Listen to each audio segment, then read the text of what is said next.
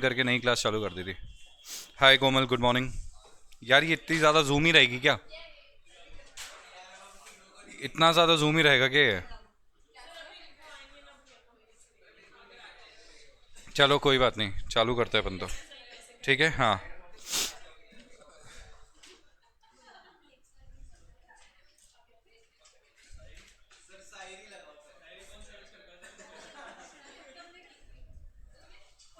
Corporate and other laws.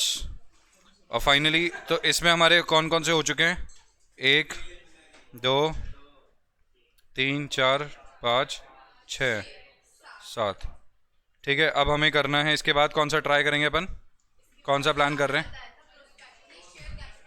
छोटा वाला कौन सा था इसमें? प्रोस्पेक्टस है ना शायद। जो भी है, मतलब उनमें से कोई एक लेंगे अब। इन दोनों में से कोई एक लेंगे और इन दोनों में से कोई एक लेंगे। नहीं, छोटा मतलब अकाउंट्स तो बाद में लेंगे, लास्ट में, मतलब सबसे लास्ट में इसी को लेने वाले हैं। ठीक है। और इधर आगे अपना ये चालू कर ही रहे हैं, इंटरप्रिटेशन ऑफ स्टैट्यूट्स। क्या? हाँ, बुक तो छोटी सी है मगर इसमें चैप्टर्स भी तो चार ही है। अब वो भी तो देखो, पूरा पूरा एक्ट है। तो इसमें चालू करते हैं सबसे पहले इंटरप्रिटेशन ऑफ स्टैट्यूट्स। आ जाइए। हम अरे क्या सेकंड क्या लिखा है, समझ नहीं आया आपका।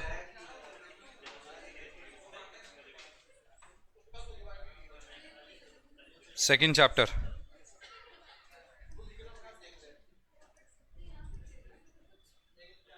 सेकंड चैप्टर समझ नहीं आया मेरे को। Sorry, three. हाँ वो वाला छोटा है, हाँ वही तो। अरे वो तो क्या है, 2 दिन लिखने का ख़त्म, फिर रीड करने का ख़त्म। हाँ एक बात बताओ, ज़्यादा बेटर अंडरस्टैंडिंग किस में आती है? लिखने में आती है ना।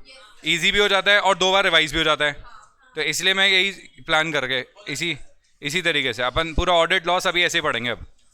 ठीक है, लाओ एक किताब चाहिए मेरे को।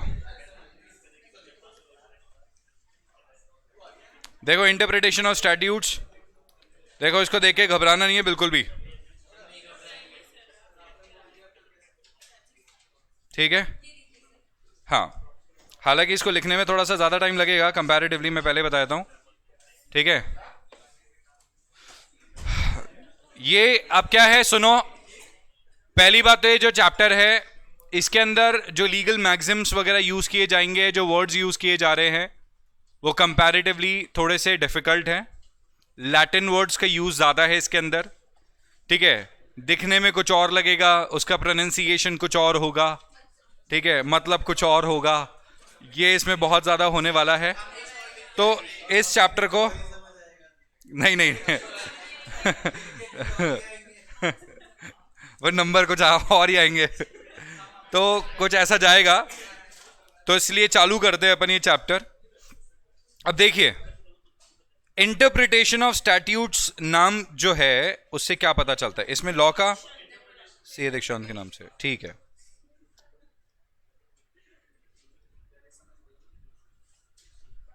या इसके लिए नया वो बनाए, एक नया बना दूं क्या, इंटरप्रिटेशन ऑफ स्टैट्यूट्स, या इसी में चलना? चलो इसी में चलने देते हैं। ठीक है, हेडिंग लिखिए सब लोग, इंटरप्रिटेशन ऑफ स्टैट्यूट्स। जी बोलिए। तो सर वो नोटबुक भर नहीं पाएगा सर ये और इसके अलावा तो बहुत सारी, मैं तो बहुत सारे मैंने बताए थे सर्टिफिकेट्स के बारे में, तो मैं बताता ही नहीं हूँ। अरे वो तो एनसीएफएम के हैं, वो उसके अलावा भी, हाँ मेरे पास येल यूनिवर्सिटी के भी हैं। अरे ये मैंने बहुत सारी चीज़ें तो कोविड के अंदर कर ली थी। कोविड में उस टाइम पे मेरे पास कम काम था ना, तो मैं काफ़ी हद तक फ्री था। तो उस टाइम पे ठीक है, मैं पढ़ता था। मैं अभी, क्या आपको लगता है कि मैंने मैंने लंदन यूनिवर्सिटी के एग्ज़ाम जो दिए हैं, ठीक है, एलएसबीएफ के एग्ज़ाम बिना पढ़े दिए होंगे? भाई मैं 4 घंटे सो के आता था। मैं 4 घंटे सो के आता था। अरे तो यार 5 तो नहीं, 6 घंटे तो सोते होंगे, बट मैं आपको बताता हूँ। ठीक है भाई, सीन पूरा ऐसा रहता था। सुबह 9 बजे आपके पास यहाँ पे आता था, 9 साढ़े 9 तक।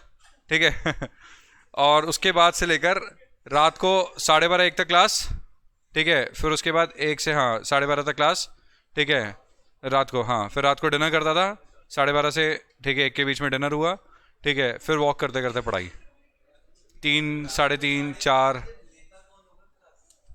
बहुत भीड़ रहती है सर, बहुत, कोई नहीं सो रहा होता यार।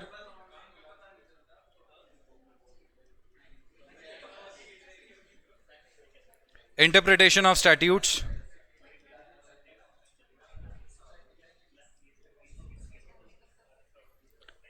अब चालू करते हैं interpretation of statutes guys. Now everybody please quite. Interpretation of statutes क्यों जरूरी चैप्टर है और इसका मतलब क्या है, इसका मकसद क्या है आने के पीछे, तो आज जानते हैं सबसे पहले कि ये क्यों आया है, क्या पर्पस था, क्या एम था। देखो, सबसे पहले इंटरप्रिटेशन ऑफ स्टैट्यूट मतलब कि एक लॉ को समझना, लॉ की अंडरस्टैंडिंग लेना। जिस सेट ऑफ माइंड से लॉ को बनाया गया था, आप उसको उसी सेट ऑफ माइंड से समझो, उसका कुछ और मीनिंग अपनी तरफ से ना निकालो, उसका कुछ और कंक्लूजन ना ड्रॉ करो। लॉ जो बनाया गया था, जिस इंटेंशन के साथ बनाया गया था, उस चीज का वही मीनिंग आपको यहां पे आना चाहिए, उस चीज का वही आप मीनिंग निकालो। इसको कहते हैं इंटरप्रिटेशन ऑफ स्टैट्यूट। स्टैट्यूट मतलब क्या है यहां पे वो समझेंगे। तो स्टैट्यूट का मतलब होता है लॉ, और लॉ कौन बनाता है यहां पे? लॉ बनाने की पावर है यहां पे, सबसे पहले समझना, लॉ बनाने की पावर है यहां पे हमारे पार्लियामेंट को, लॉ बनाने की पावर है यहां पे हमारे लेजिस्लेटिव असेंबली को, लॉ बनाने की पावर है हमारे यहां पे, ठीक है, हमारे प्रेसिडेंट को, और लॉ के अंदर कुछ बातें ऐड करने की पावर है हमारे सेंट्रल गवर्नमेंट के पास एंड अदर अथॉरिटीज के पास में। ये सब लोग मिलके क्या कर सकते हैं? लॉ बना सकते हैं, स्टैट्यूट बना सकते हैं।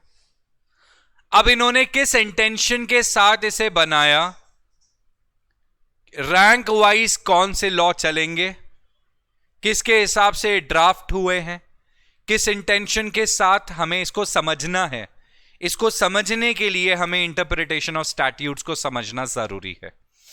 ये इंटरप्रिटेशन ऑफ स्टैट्यूट मेरे हिसाब से हर लॉ के अंदर होना चाहिए, मतलब लॉ चालू करने से पहले आपको इंटरप्रिटेशन ऑफ स्टैट्यूट समझना चाहिए। बट लॉ चालू करते टाइम पे इंटरप्रिटेशन ऑफ स्टैट्यूट इसलिए नहीं पढ़ाया जाता क्योंकि पहला तो बच्चा डर जाएगा कि लॉ इतनी खतरनाक है ये देख के, ठीक है। दूसरा रीजन होता है कि एग्जाम्पल्स नहीं फॉर्म हो पाएंगे।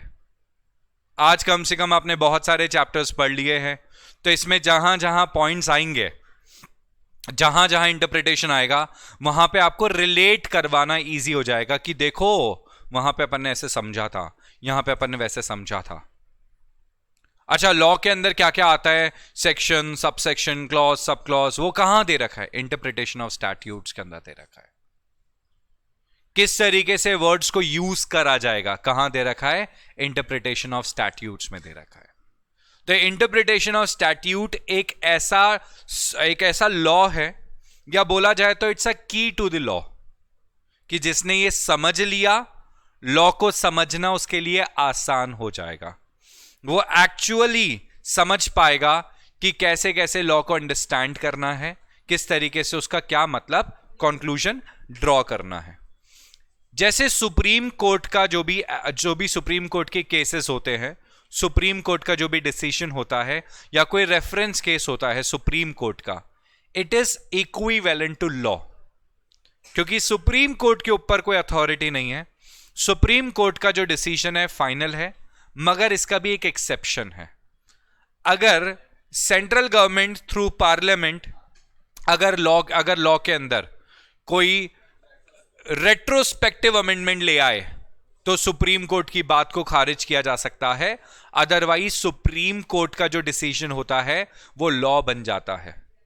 It is equivalent to law. High court के डिसीजंस को भी हम इक्विवेलेंट टू लॉ अज्यूम कर सकते हैं, मगर there could be a chance कि हाई कोर्ट का जो डिसीजन है वो बदल जाए सुप्रीम कोर्ट में जाके। मगर जो लोअर कोर्ट है उनके डिसीजंस को कभी भी लॉ नहीं माना जाएगा। ऐसा सब कुछ कहां पे लिखा हुआ है? इंटरप्रिटेशन ऑफ स्टैट्यूट्स के अंदर लिखा हुआ है। किस तरीके से आप शैल को काउंट करोगे, किस तरीके से आप, ठीक है, मे को काउंट करोगे, ठीक है, तो उनका इंटरप्रिटेशन क्या होगा, लॉ में यूज करे जाने वर्ड्स का क्या इंटरप्रिटेशन होगा। लॉ को जब आप रीड करेंगे तो उसमें कुछ ऐसी बात दे रखी है जिसकी वजह से एब्सर्डिटी क्रिएट हो रही है, मतलब ऐसा लगता है ये तो गलत है, तो उसको किस तरीके से इंटरप्रेट करोगे। समझ आया? ये सारी बातें किस में दे रखी है? इंटरप्रिटेशन ऑफ स्टैट्यूट्स में दे रखी है। बरोबर? चालू करें, चलिए लिखना चालू करेंगे इंटरप्रिटेशन ऑफ स्टैट्यूट्स के बारे में। क्या हुआ? हाँ,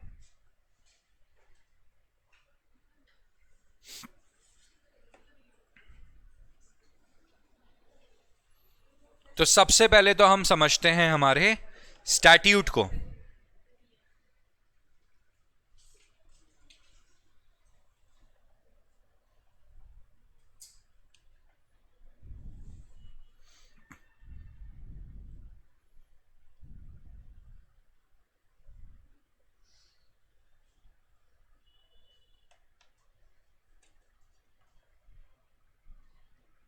स्टैट्यूट क्या है? लॉ लिखना इसमें।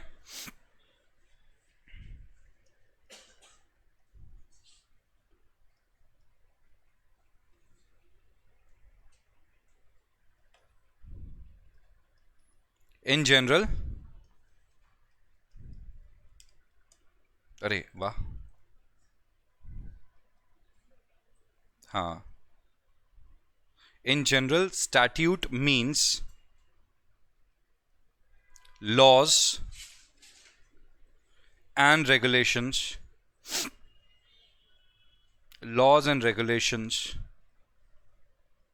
of various kinds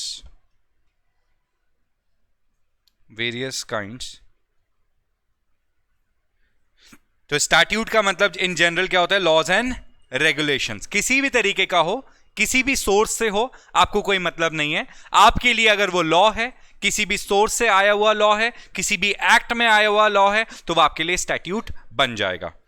ठीक है? Of various kinds, irrespective of the source. उसके सोर्स से मेरे को कोई मतलब नहीं है, वो कहीं से भी हो, बट अगर वो लॉ में है, लॉ है, रेगुलेशन है, ठीक है, तो वो मेरे लिए स्टैट्यूट बन जाएगा।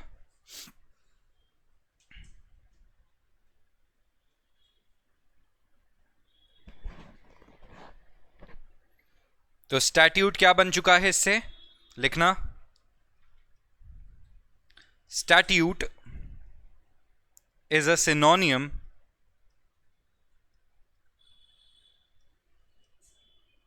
is synonymous to, is synonymous, या is a synonym, is a synonym, is synonymous, है ना? Statute is synonymous with an act of parliament। जो पार्लियामेंट में एक्ट पास हुआ है उसको सिनोनिमसली आप स्टैट्यूट बोल सकते हैं।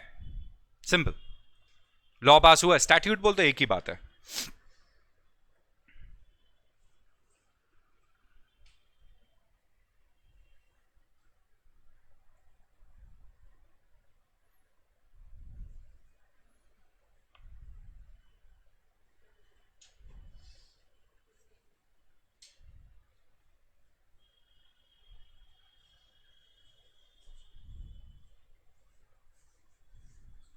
Okay, statute is synonymous with the act of parliament. जो एक्ट ऑफ पार्लियामेंट में पास हुआ है वो हमारे लिए स्टैट्यूट बन जाएगा। मगर इंडिया के अंदर, क्योंकि आपको पता है इंडिया के अंदर सरकार कैसे बनती है, सरकार इस तरीके से बनती है कि स्टेट गवर्नमेंट अलग है यहां पे और सेंट्रल गवर्नमेंट अलग है।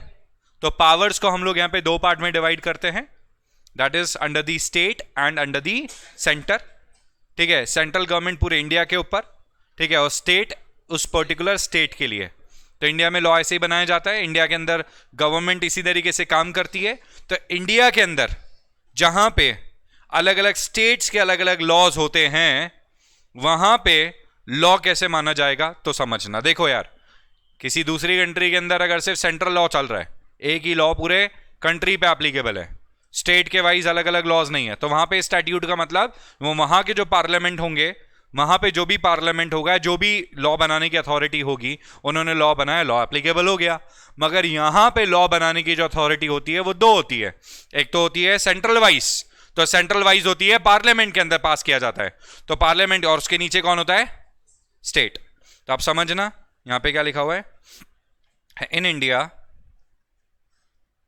India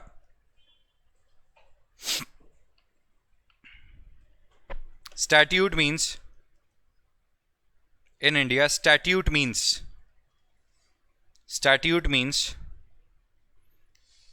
an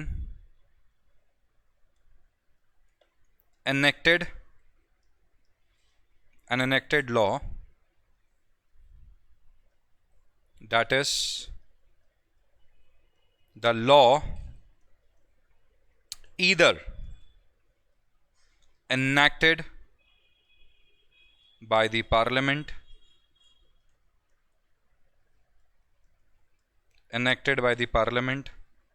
or by the state legislature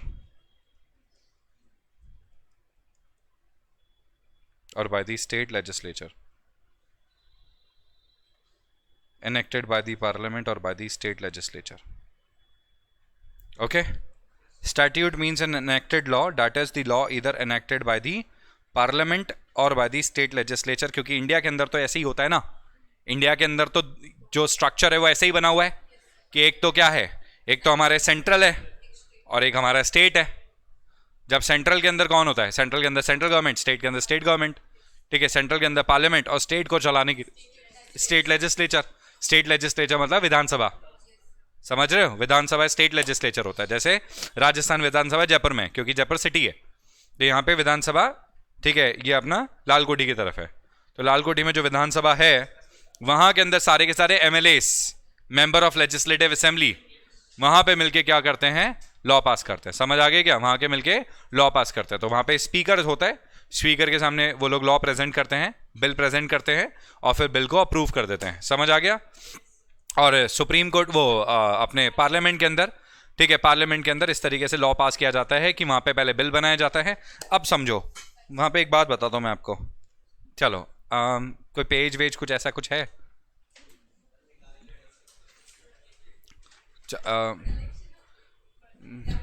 कोई ऐसे बेकार पेज हो? हाँ हाँ, एक दे दो इसमें से। अरे बेकार पेज बोला भाई मैंने, किताब पकड़ा रहे आदमी कोई ऐसे ही बेकार सा पेज दे दो, चलेगा। अरे एक दे दो भाई, अरे बाबा कोई भी बेकार सा एक पेज दे दो, मेरे को उस पे लिखना है। चलो ठीक है, लो पेन देना। हाँ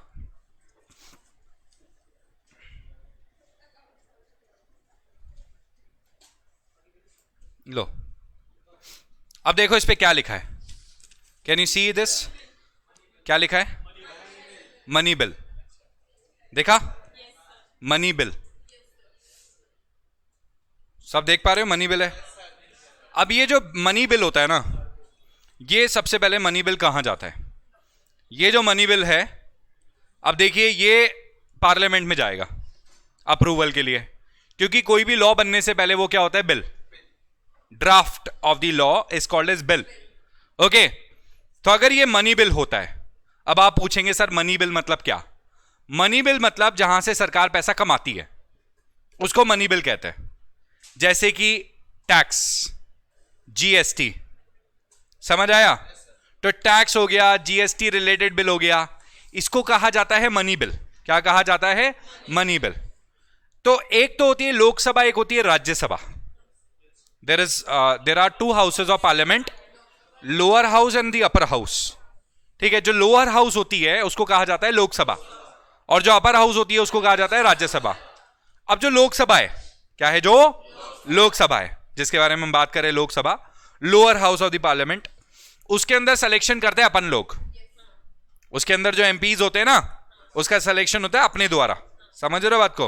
मतलब अपन लोग उसमें अपॉइंट करते हैं। समझ आ गया?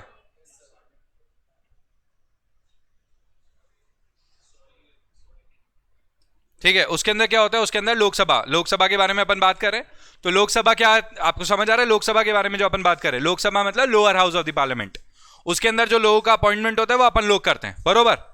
और एक होती है राज्यसभा, उसके अंदर जो लोकसभा मेंबर्स होते हैं उनके थ्रू अपॉइंटमेंट होता है।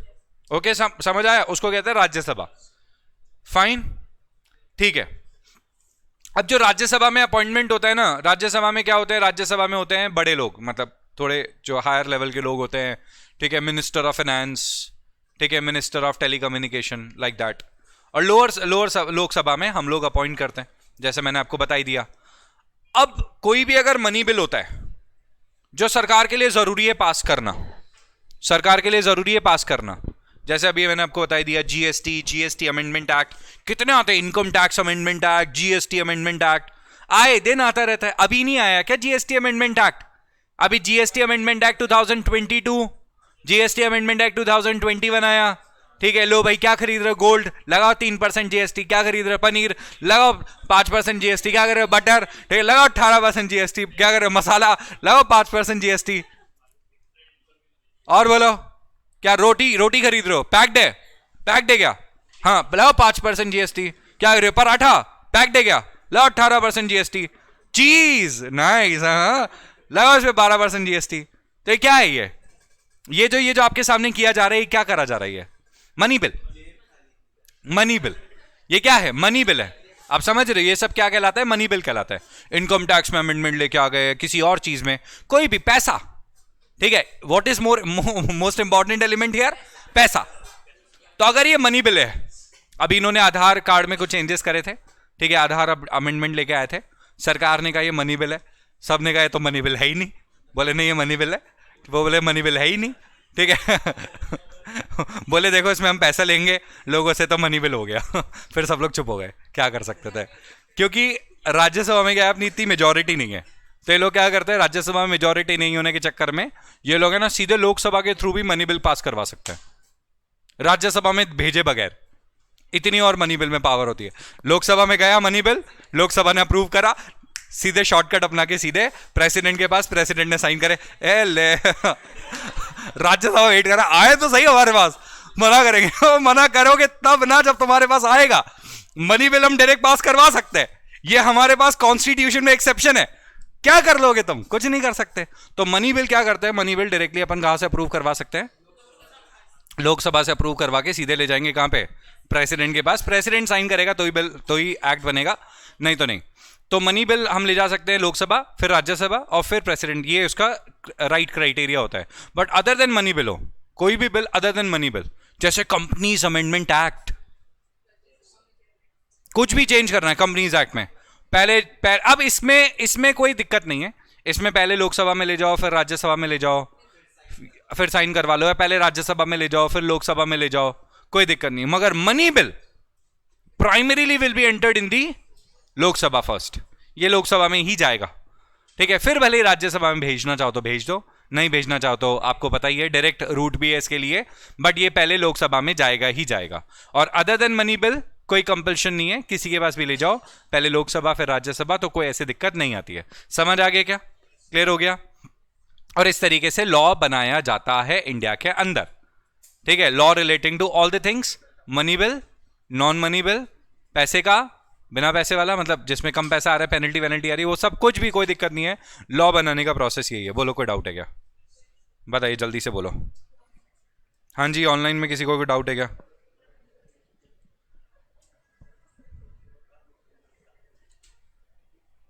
नो नो नो, चलो।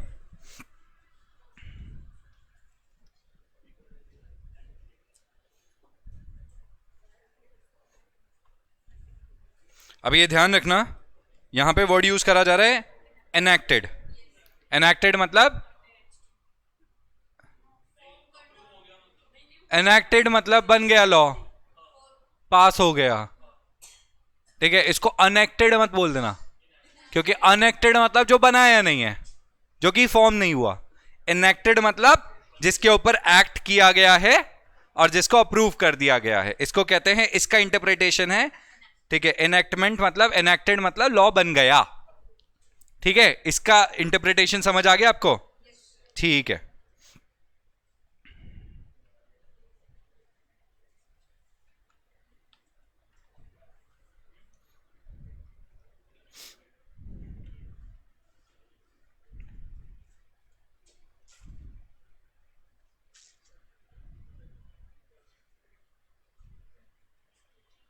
आपको हो सकता है कई जगह स्टैट्यूट वर्ड ना मिले, लॉ वर्ड मिल जाए।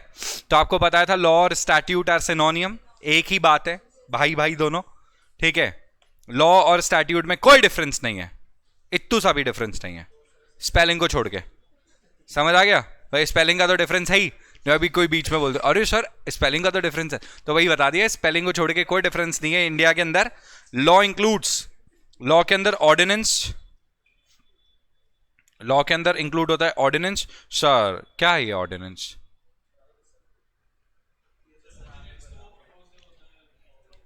नहीं, ये क्या है? Money bill. हाँ देखो, ये क्या है? मनी बिल, ऐसे समझो, ये है एक, सुनो मेरी बात, मैं यहां पे लिख देता हूं, है ना, बनाना नहीं, मतलब लिखना नहीं, समझाने के लिए। ये है मनी बिल, लेट से कोई सा भी बिल हो, ठीक है। ये है हाउसेज ऑफ पार्लियामेंट, लोकसभा, इधर है राज्यसभा, ठीक है, और इधर है प्रेसिडेंट। ओके फाइन, है ना। मनी बिल गया लोकसभा में, फिर राज्यसभा में, फिर प्रेसिडेंट, ये तो बन गया लॉ, ये तो बन गया प्रॉपर लॉ, प्रॉपर एक्ट, ठीक है। और अगर मनी बिल को सीधे, मनी बिल मतलब कोई सा ही बिल, सीधे प्रेसिडेंट के पास ले जाओ, ठीक है, अरे तुम लोकसभा में नहीं आए, अरे नहीं आना, राज्यसभा में नहीं आए, अरे नहीं आ रहा, सीधे सीधे तुम प्रेसिडेंट के पास पहुंच गए, और प्रेसिडेंट ने कर दिया यस, अप्रूव कर दिया प्रेसिडेंट ने सीधे। बोले क्या हुआ? आने दो आने दो आने दो, जल्दी जल्दी जल्दी, हाँ आते ही सिग्नेचर ले, वो बनता है ऑर्डिनेंस, वो बनता है ऑर्डिनेंस, खत्म। ठीक है, अब तुम कुछ भी नहीं कर सकते, you can not do anything. तो अगर डायरेक्टली प्रेसिडेंट ऑफ इंडिया ने, ठीक है, किसी बिल को अप्रूव कर दिया, दैट विल बिकम्स ऑर्डिनेंस, ठीक है। जैसे इंडिया में ना नेशनलाइजेशन ऑफ बैंक्स की बहुत रिक्वायरमेंट थी, नेशनलाइजेशन ऑफ बैंक्स की 1969 के अंदर बहुत रिक्वायरमेंट थी, तो ये हाउसेज ऑफ पार्लियामेंट अप्रूव ही नहीं कर रहे थे। अब इनने क्या किया, सीधे छलांग मारी, सीधे पहुंच गए प्रेसिडेंट के पास, प्रेसिडेंट ने अप्रूव कर दिया, ले भाई बन गया एक्ट, ऑर्डिनेंस बन गया। समझ आ गया क्या? क्लियर हुआ? तो law includes ordinance, order, order of the court, bylaws,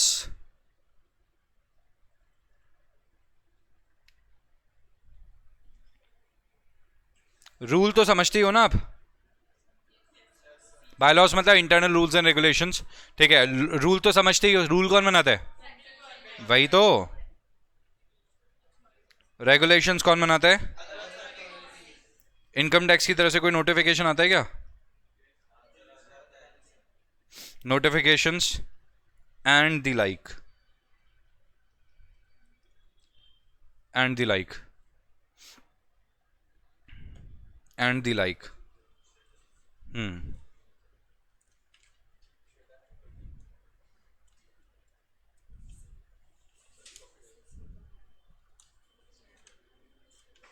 बोलो, यहां तक लिख लिया?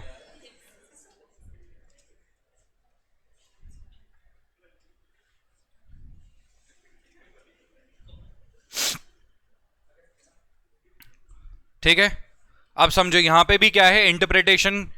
जब अब हम समझ रहे हैं ना, तो उसके अंदर भी इंटरप्रिटेशन उसका समझना जरूरी है। और मैं हर पॉइंट पे, जहां पे आपको कोई भी कंफ्यूजन हो गया है, जहां पे भी इंटरप्रिटेशन का कोई भी लॉ एप्लीकेबल हो रहा है ना, मैं आपको वो भी समझाता हुआ चलूंगा साथ में, ताकि जब मैं आगे बढ़ाऊं तो आपको तो अब समझ आए कि अरे हाँ सर आपने वो चीज बताई थी।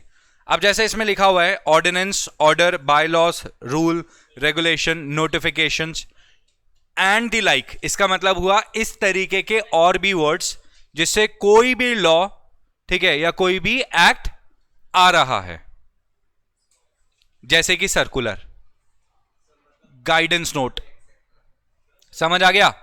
तो यहां पे कुछ और मतलब मत निकालना, इन्हीं से मिलता जुलता वर्ड यूज होना चाहिए। मतलब लॉ की तरफ से कोई बात आ रही है, किसी एक्ट की तरफ से कोई बात आ रही है, किसी अथॉरिटी ने कोई बात कही, तो वो क्या है, इसी के वर्ड्स को, सब इन सब वर्ड्स को लॉ के अंदर इंक्लूड करा जाएगा। इन सारे वर्ड्स का मतलब लॉ के हिसाब से निकाला जाएगा। समझ आ गया? जिसमें क्या बोला मैंने, गाइडेंस नोट आ गया, सर्कुलर आ गया, लाइक दैट। बोलो समझ आया कि नहीं आया? अब इसमें किसी को कोई डाउट है क्या? स्टैट्यूट का मतलब अच्छे से क्लियर हो गया क्या? बोलो भाई। ठीक है भाई।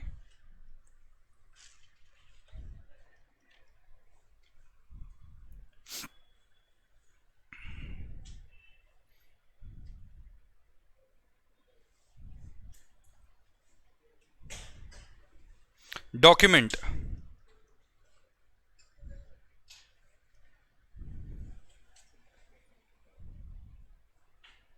अब डॉक्यूमेंट्स क्या होते हैं वो देखेंगे भाई। डॉक्यूमेंट का इन जनरल मतलब तो होता है कोई भी ऐसा पेपर जिसके ऊपर कोई इंफॉर्मेशन लिखी हुई है, वो डॉक्यूमेंट। जैसे हमारी किताब डॉक्यूमेंट है, आप नोट्स बना रहे हो डॉक्यूमेंट है, ठीक है? तो जनरली तो यही होता है, बट इंटरप्रिटेशन ऑफ लॉ के अंदर लिखेंगे इसको as per section 3 of the Indian Evidence Act, of the Indian Evidence Act, as per section 3 of the Indian Evidence Act 1872, as per section 3 of the Indian Evidence Act 1872, as per section 3 of the Indian Evidence Act 1872, document means any matter expressed or described,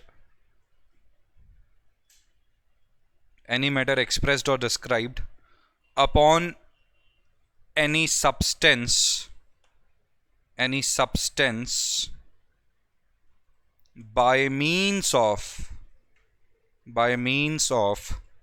letters, figures or marks,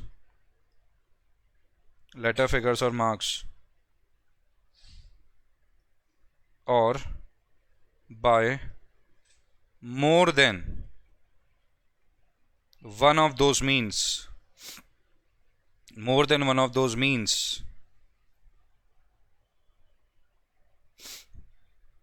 for the purpose of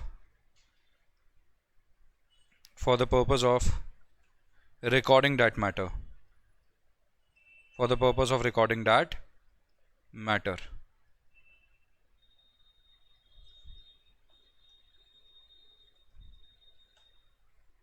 For the purpose of recording that matter.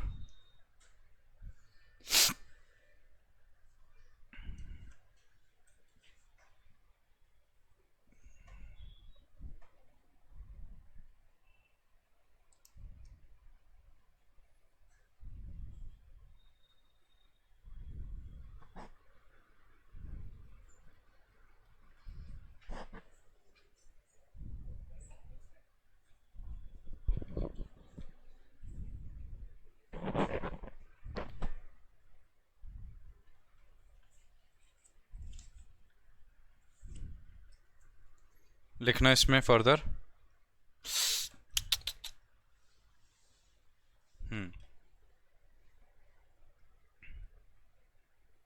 Elements of documents,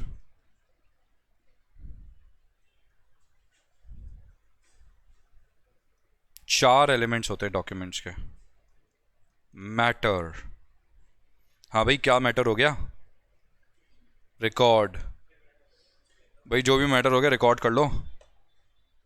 substance,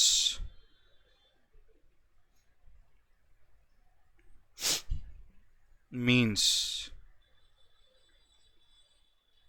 तुम बड़े mean हो यार। हाँ जी,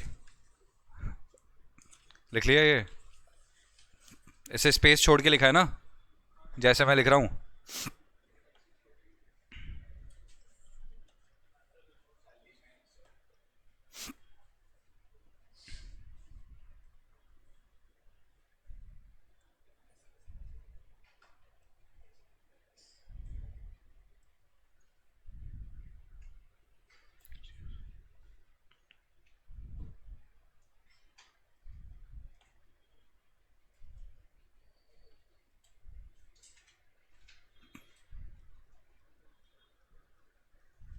तो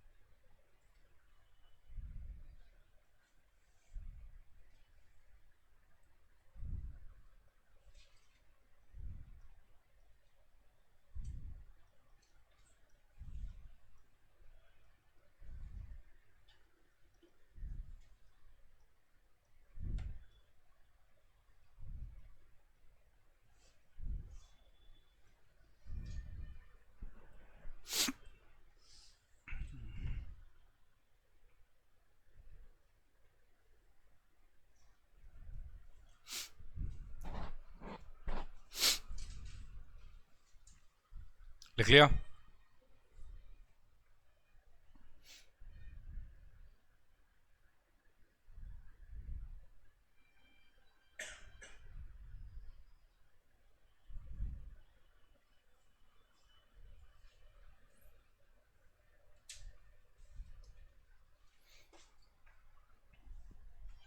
अच्छा, ये जो मैं लिखवा रहा हूँ ना, इसके अंदर मैं थोड़ा सा कॉन्क्रीट डेटा लिखवा रहा हूँ, मतलब बुक नहीं देखनी है। मतलब मैं बुक में टिक लगवा दूंगा कि only notes, only notes, only notes, only notes वाले, और फिर जहाँ पे अपने को बुक देखनी है तो वहाँ पे अपन लिख देंगे, स्टार लगा देंगे कि इसमें बुक से पढ़ना है। मतलब देर आर सर्टेन पॉइंट जहाँ पे सिर्फ notes are more than sufficient, जैसे ये जो टॉपिक्स लिखवा दिए, notes are more than sufficient, no need of book.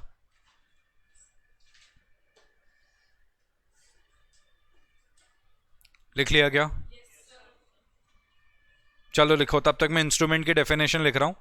जैसे वंस यू आर डन तो मेरा वो टाइम बच जाएगा, ठीक है? तो मेरे को बता देना, जैसे आपने लिख लिया तो मैं रोक दूंगा।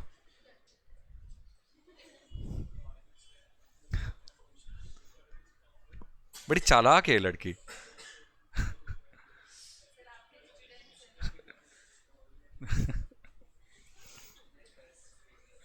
हाँ जी, हो गया क्या यहाँ तक? जल्दी बोलो। डन, चलो बहुत अच्छी बात है, चलते ऊपर। देखिए, अरे बस यहीं तक। जरा बात करते हैं अपन डॉक्यूमेंट के बारे में। भाई डॉक्यूमेंट मतलब कुछ भी, एनीथिंग। आपके हाथ में एक कॉपी है, वो एक डॉक्यूमेंट है। आपकी जो बुक है वो एक डॉक्यूमेंट है। डॉक्यूमेंट कैन बी एनीथिंग, कोई भी रिटन फॉर्म, ठीक है? अच्छा, इस बुक के अंदर अपन देखेंगे, अगर चलो बुक देख ही लेते हैं एक बार।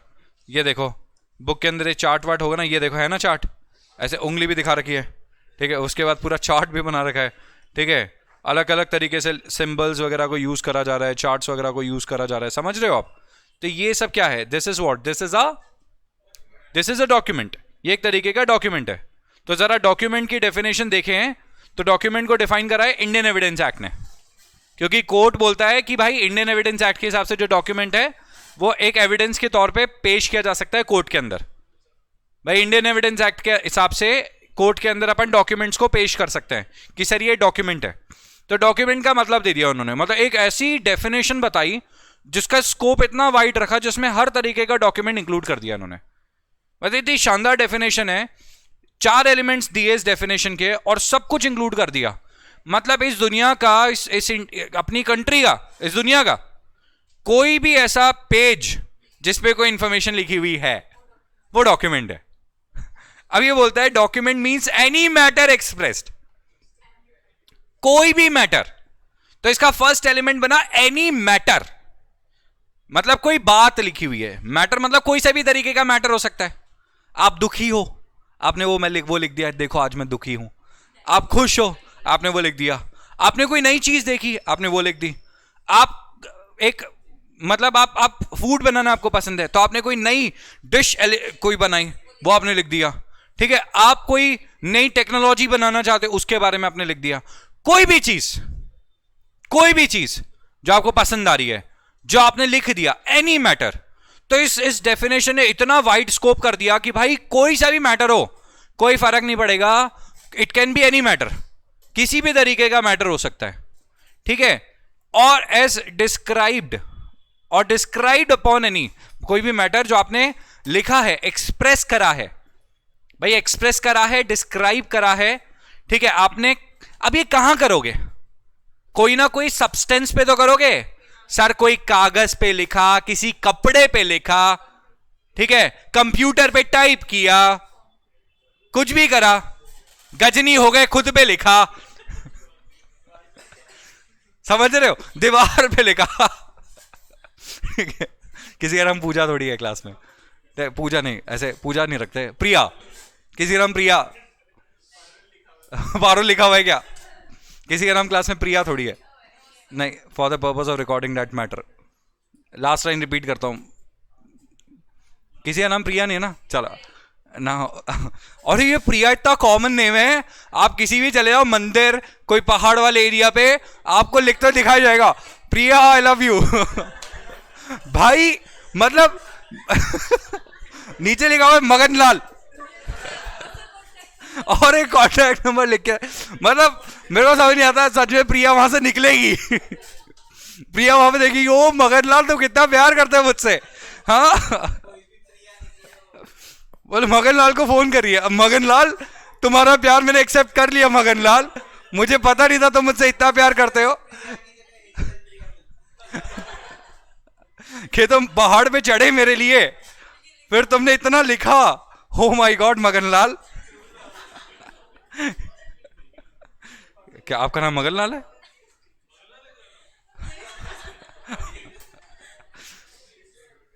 कभी करा है क्या आपने ऐसा? पता नहीं आपको, मिल गई फेसबुक पे कोई एंजल प्रिया। अच्छा बहुत अच्छी बात है, ठीक है, आई अप्रिशिएट दैट। चलो हाँ भाई, चलो सुनो, किसी को मिली है कभी एंजल प्रिया की रिक्वेस्ट?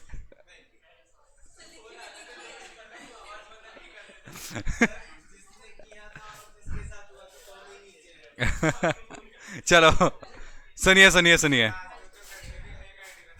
आजकल नहीं सर, ये बहुत टाइम हो गया। ये तो सर के टाइम से क्या होता है भाई, आपका और मेरा टाइम सेम ही चल रहा है अभी, चेंज थोड़ी हुआ टाइम। 25 साल बाद चेंजेस आते हैं। जब आपके और मेरी एज के, किसी के एज के गैप के बीच में, we are from the same generation. If there is a gap of 25 years then there is a generation gap. Okay चलो, हाँ लाइक बड़े भाई, ठीक है। ये ज्यादा फ्रैंक हो जाए, सर पे चढ़ जाएगा, फिर कल बोलता है वो भैया यार 2000 रुपये पेटीएम कर रहे हैं। मैं कह नहीं नहीं नहीं, देखा। सुनो तो सही, सुनो तो सही, अरे बाबा सुनो ना यार। तो डॉक्यूमेंट, कोई भी डॉक्यूमेंट जिसपे कोई भी ऐसा मैटर, कोई भी मैटर डिस्क्राइब कर रखा है, एक्सप्रेस कर रखा है अपॉन एनी सब्सटेंस। सब्सटेंस मतलब किस पे आप लिखने वाले हो, ठीक है। जैसे कि मैंने आपको कहा, इट कैन बी एनीथिंग। भाई आपने अपनी कॉपी पे लिख दिया किसी, ठीक है, आपने प्रिंटर पे टाइप कर दिया, टाइपराइटर से आपने कंप्यूटर में लिख दिया, ठीक है, कोई भी डॉक्यूमेंट हो सकता है। या जैसे गजनी ने अपने बॉडी पे लिख दिया। अरे सच में अगर उसका भाई,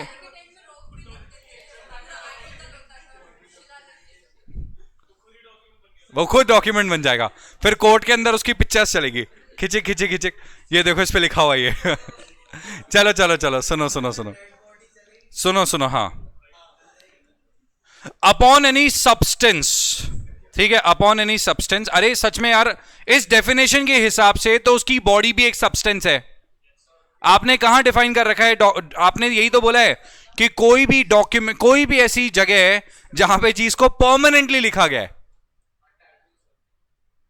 याद आया?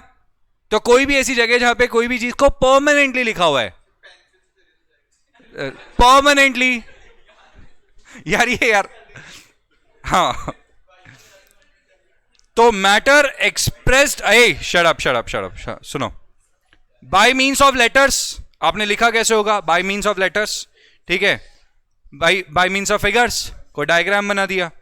Bye means of marks 1 2 3 4 like, ठीक है। और by more than one of those means, जैसे इस किताब में लिखा हुआ है, डायग्राम भी है, 1 2 3 4 भी है, ठीक है, और लेटर्स भी है, सब कुछ है, combination there of, for the purpose, क्यों करा? For the purpose of recording that matter, उस मैटर को रिकॉर्ड करना। ओके, उस मैटर को क्या करना? रिकॉर्ड करना। तो क्या बोलता है ये? ठीक है, डॉक्यूमेंट का मतलब होता है कोई भी मैटर जिसको एक्सप्रेस किया गया है, डिस्क्राइब किया गया है किसी सब्सटेंस के ऊपर, ठीक है, इसको क्या किया गया है? डिस्क्राइब किया गया है किसी सब्सटेंस के ऊपर, ठीक है, by means of letters, figures, marks, या कॉम्बिनेशन ऑफ ऑल, ठीक है, for the purpose of recording that matter. ऐसा क्यों किया गया? ताकि हम उसको लिख सके, रिकॉर्ड कर सके। तो ये सब कुछ क्या माना जाएगा? ठीक है, डॉक्यूमेंट माना जाएगा। और डॉक्यूमेंट जो भी होता है वो कोर्ट में as a proof of evidence produce किया जा सकता है। समझ आ गया? इसलिए आपको डॉक्यूमेंट समझाना जरूरी था। बात समझ आ गई? तो समझ आए डॉक्यूमेंट में क्या क्या आ सकता है? सब कुछ can be taken as a document. जैसे एक मूवी थी बागी 2, हाँ थोड़ा सा था बट मैंने देख लिया था। बागी 1 के बाद मैंने देख लिया, मेरे को लगा ठीक होगी। और उस टाइम तक वो थोड़ा सा काम कर रहा था, मतलब मेरे को उस इतनी वो नहीं हुआ था। हाँ मैं थोड़ा 2-3 दिन सदमे में था, ठीक है, क्योंकि अब आपने भाई, हाँ मतलब दिशा पटानी की एक्टिंग और टाइगर श्रॉफ की एक्टिंग, ठीक है, तो थोड़ा सा अब सुनो। बट ये अच्छा हुआ था कि दिशा पटानी जल्दी मर गई थी उसमें, ठीक है, इट वॉज गुड। तो सुनो तो सही। उस मूवी के अंदर मैंने क्या देखा था, उस मूवी के छोटा सा मैं पार्ट बताता हूँ, which can also be produce as a document. हालांकि मूवी थी तो आपको पता है ये सब तो नहीं होगा उसमें, और टाइगर श्रॉफ भैया थे तो ठीक है, डिशम तो लड़ेगा ही वो, ठीक है, और ऐसा मारेगा कि सामने से 1000 लोग भी उसको नहीं मार पा रहे, बट ठीक है।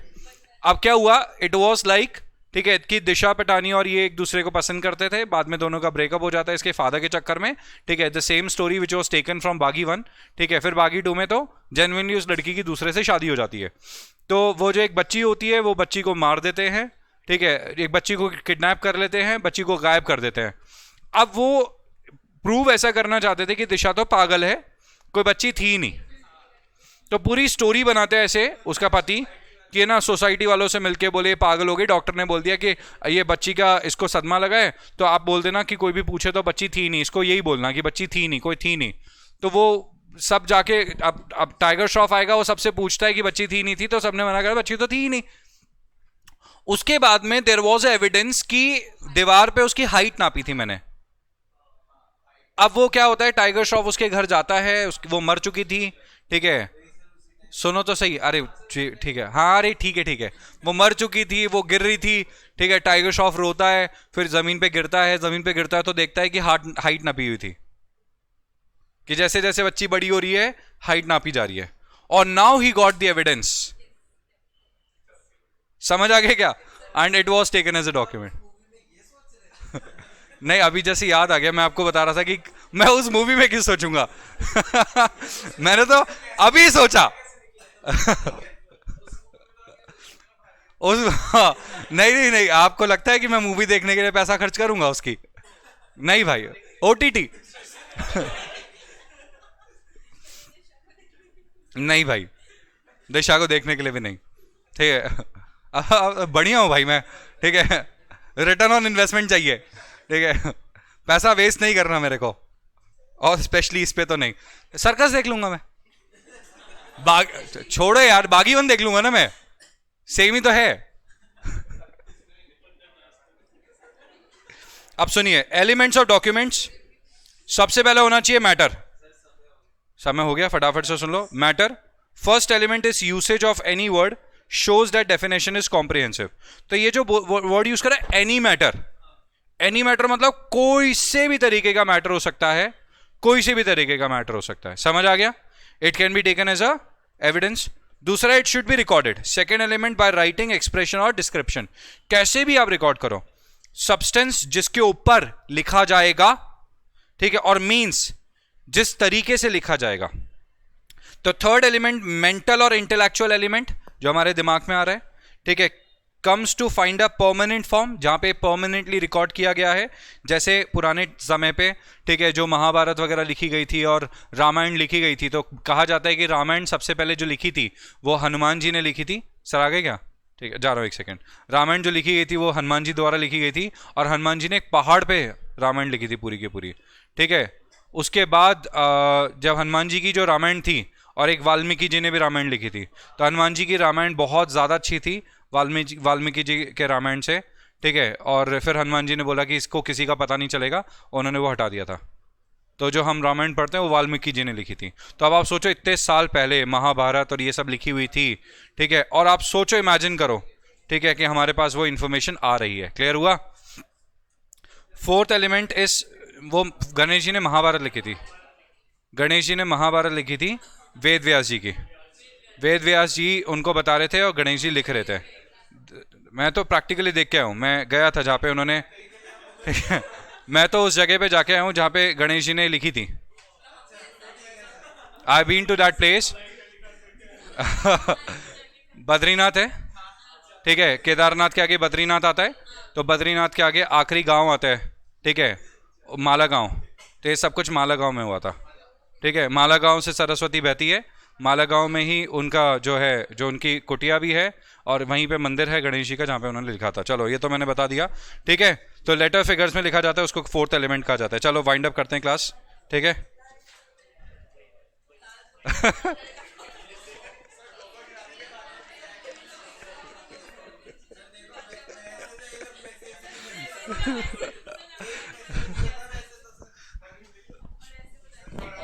कितना क्या लिख दिया, ये सब होता है।